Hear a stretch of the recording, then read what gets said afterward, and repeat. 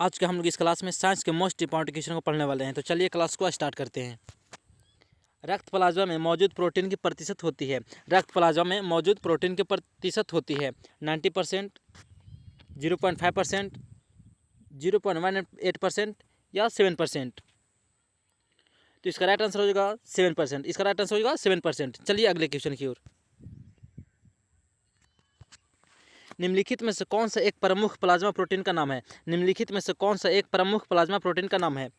Fibrinogen, thrombin, prothrombin, heparin या इनमें सभी। तो इसका राइट आंसर हो जाएगा ऑप्शन डी, इनमें सभी। इसका राइट आंसर हो ऑप्शन डी, इनमें सभी। चलिए अगले क्वेश्चन की ओर। रक्त जमने में कौन सी प्लाज्मा प्रोटीन की भूमिका होती है? रक्त जमने में कौन सी प्लाज्मा प्रोटीन की भूमिका होती है? प्रोथ्रोम्बिन, थ्रोम्बिन, फाइब्रिनोजेन या सभी। तो इसका राइट आंसर हो जाएगा ऑप्शन डी, सभी। ऑप्शन डी, सभी। चलिए अगले क्वेश्चन की ओर।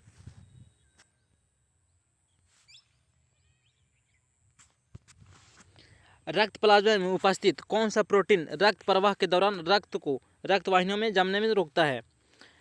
रक्त प्लाज्मा में उपस्थित कौन सा प्रोटीन रक्त प्रवाह के दौरान रक्त को रक्त वाहिनियों में जमने से रोकता है? थ्रोम्बोप्लास्टिन, एल्बुमिन, हिपैरिन या फाइब्रिन। तो इसका राइट आंसर जो option C, heparin. Option C, heparin. चलिए अगले क्वेश्चन की ओर।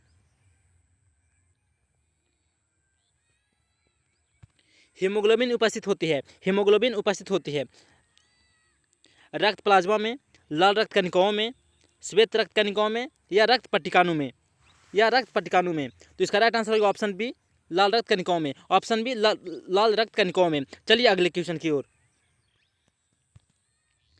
हीमोग्लोबिन प्रोटीन वर्णक में कौन सा धातु आयन पाया जाता है? हीमोग्लोबिन प्रोटीन वर्णक में कौन सा धातु आयन पाया जाता है? लोहा, मैग्नीज, मैग्नीशियम या कॉपर।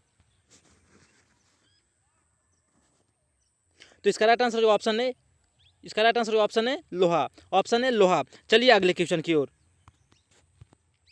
मानव लाल रक्त कणिकाओं में जीवन अवधि होती है।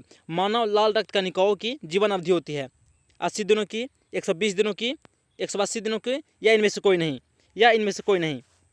तो इसका राइट आंसर होगा 120 दिनों की। 120 दिनों की। चलिए अगले क्वेश्चन की ओर।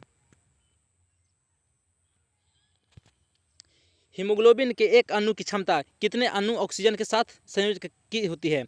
हीमोग्लोबिन के एक अणु की क्षमता कितने अणु ऑक्सीजन के साथ संयोजन की होती है? 1, 2, 3 या फिर 4। तो इसका राइट आंसर होगा ऑप्शन डी, 4। Option D, 4। चलिए अगले क्वेश्चन की ओर। रक्त में उपस्थित कौन सी कणिकाएं श्वसन के गैसों के परिवहन में भाग लेती है? रक्त में उपस्थित कौन सी कणिकाएं श्वसन गैसों के परिवहन में भाग लेती है? लाल रक्त कणिकाएं, श्वेत रक्त कणिकाएं, रक्त पट्टिकाणु या बिंबाणु।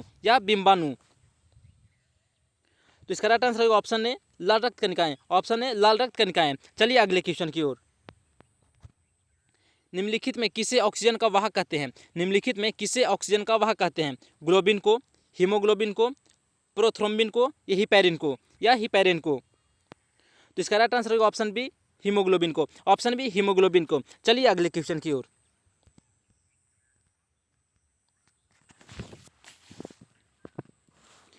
किसी अंतरिक्ष यात्री को आकाश कैसा प्रतीत होता है? किसी अंतरिक्ष यात्री को आकाश कैसा प्रतीत होता है? काला, नीला, लाल या इनमें से कोई नहीं। तो इसका राइट आंसर हो जाएगा काला। इसका राइट आंसर हो जाएगा काला। चलिए अगले क्वेश्चन की ओर।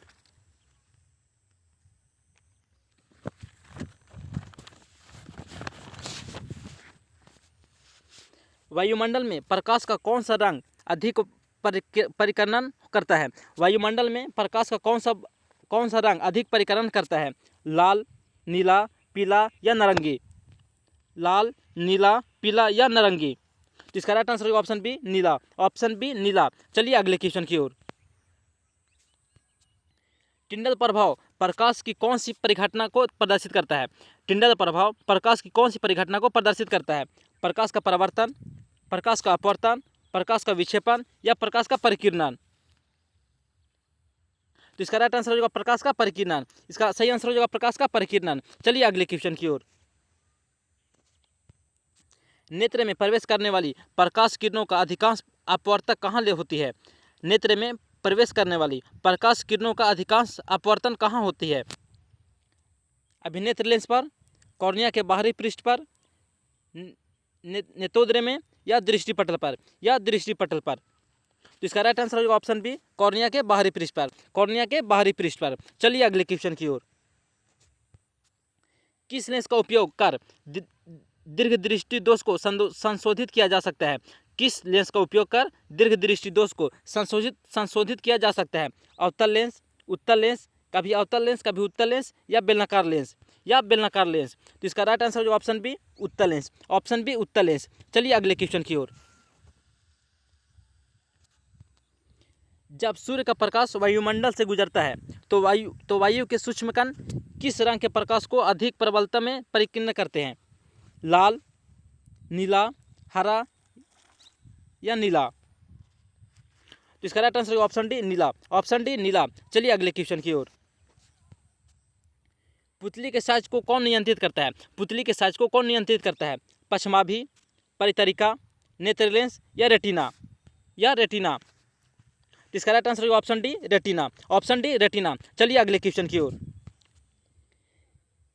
किस दृष्टि दोष को अवतल और उत्तल दोनों लेंसों से डिफोक्सी लेंस द्वारा संशोधित किया जा सकता है? किस दृष्टि दोष को अवतल एवं उत्तल दोनों लेंसों से डिफोक्सी लेंस द्वारा संशोधित किया जा सकता है? निकट दृष्टि दोष, दीर्घ दृष्टि दोष, जरा दूरदर्शिता, या मोतियाबिंद। तो इसका राइट आंसर होगा ऑप्शन सी, जरा दूरदर्शिता, जरा दूरदर्शिता। चलिए अगले क्वेश्चन की ओर। एक साधारण प्रिज्म कितने सतहों से घिरा होता है? एक साधारण प्रिज्म कितने सतहों से घिरा होता है? 6, 4, 5, या 3। तो इसका राइट आंसर होगा option B, option C, 5, option C, 5। तो चलिए आज की क्लास को समाप्त करते हैं।